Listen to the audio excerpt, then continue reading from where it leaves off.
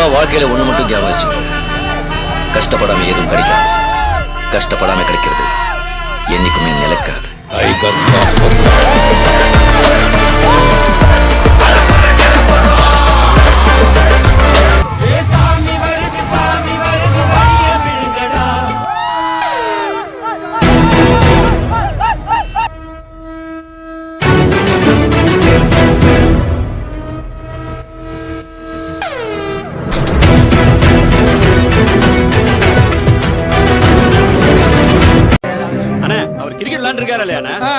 சொல்லிட்டாரா பெரிய சேவாது.